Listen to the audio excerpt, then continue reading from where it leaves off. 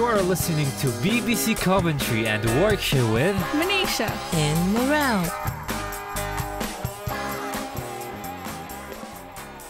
Good afternoon, it's 1:04 and I'll be with you until 4 o'clock. In today's show we have lots coming up, including an interview with the protection team at Coventry University. You can get involved in the show by calling us at 0845 900 5200 or text us on 81833 and don't forget to start your text with CW. You could always tweet us or Facebook message us as well. Do you feel safe going out on your own at night? I don't. I think it was much safer in the past. You could go out any time of day, but now, no way. I feel like the safety in the world's decreasing. I would never let my children go out on their own anymore. What do you think? Do you think it's still safe to go out?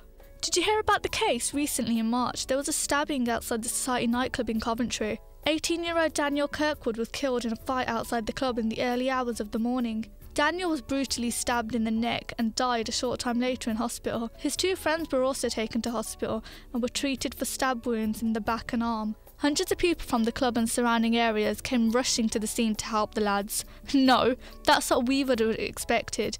To our disgust, rather than helping these poor boys, they took out their phones and started Snapchatting and putting pictures of the boys dying on Facebook. What is this world coming to?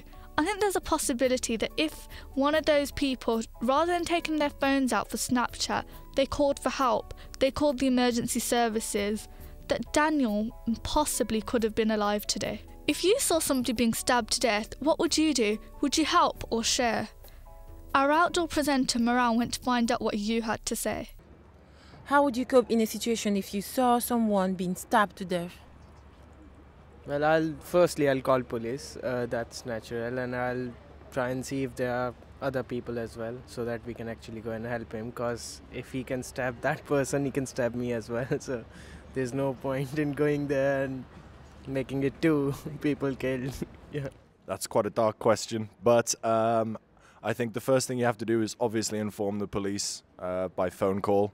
There's no reason not to, and there's certainly no reason to get involved. I don't think that's going to end well, so I wouldn't recommend that, but definitely call the police. Would you help or share? Absolutely. Do not get involved by taking pictures or something like this. If you're not calling the police, you're not helping. So I think I definitely not make a snapshot of it, but it's very difficult to say it if you react on it, because when you get a shock, I don't know, right now I would say maybe I will try to help, but it's time it's really happened. I'm not sure how I will react.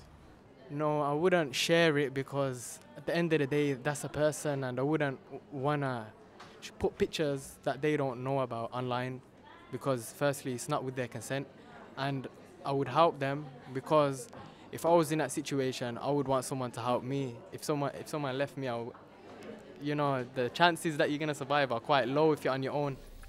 That's interesting. People would say they'd help, but how many actually do help? Are we too scared to help people just in case we get into trouble? You'll be surprised to hear how much social media has taken over the lives of young people. They're constantly tweeting, sharing, double tapping and snapping, even if they are putting their lives and other people's lives in danger. It is crucial that we know how to keep ourselves safe. Now we have Denise Flower from Coventry University joining us in the studio. Hello, how are you? Fine, thank you. How would you recommend students and the general public to stay safe in Coventry? On the evenings, nights out, it's best to keep to well-lit main streets. Avoid shortcuts. If you're travelling home late at night or in the early hours of the morning, please try not to travel on your own. Don't walk on your own. Try to travel with friends or get taxis. They're reputable taxi firms, so they're safe places to go. People have been issued with personal alarms. If you're one of these people who doesn't feel very safe, there are personal safety alarms you can carry around with you. Where can we get these alarms from? From the Health and Safety Office or the students, the hub, and the student centres. If you contact the Health and Safety Officer in the university, they will be able to put you in touch with someone. Thank you for coming in and speaking to us. I hope you have a good day. Bye. On the phone now we have Sade joining us. Good afternoon, Sade. How are you? I'm good, thank you. How I'm good, thanks. I've heard that you've seen an incident happen in Coventry. What happened? Yeah, last year around Christmas time, me and my friend were walking through Coventry town by the water fountain, where we noticed a group of teenage boys in school uniform running after another teenage boy. They had chains in their hands, and then suddenly they grabbed the boy and got him on the floor and started hitting and punching him and whipping him with the chains. Do you know why? No, I'm not sure. Actually, I remember a girl was with them too, and she was screaming, "Leave him, it's not his fault." Okay, did anybody help them? People came out of the shops and surrounded them, and then I heard people shouting, "Call the police," and then it didn't look like anyone was actually calling them, so my friend got her phone out to call, but then we saw another lady on the phone, and as soon as these boys realised that the police had been called, they disappeared, including the boy that was being attacked. Wow, that's interesting. Well, thank you for calling us, Sade. You're welcome, thank you for letting me share it. We need more people like you to help others. Well, at least we know that there is some people that help out, even if it is a minority. We need to make a change and start helping each other, and we need to do it now to make this world a better place. We've had a lot of texts come in, thank you very much, but I haven't got time to read them all at the moment. I will read them later, but there's one particular text that's caught my eye. It's from Charity. She says, "I was in the society club that March night. It was very scary. The people in the club were divided into two halves. One half was escorted outside the club, and the other half were told to stay inside. I was told to stay inside until the scene was sorted. I was trapped in the club, so I didn't see what was happening outside, but my best friend, she was sent outside, and she says all she could see was people in a circle watching the fight, and she could hear screaming and shouting. She was so scared, she didn't stay there, she ran away home."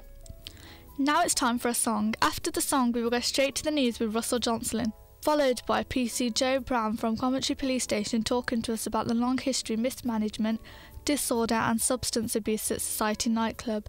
Also, we have Sarah Jones, a friend of Daniel's, joining us. You are listening to BBC Coventry and Warwickshire with Manisha And Morale.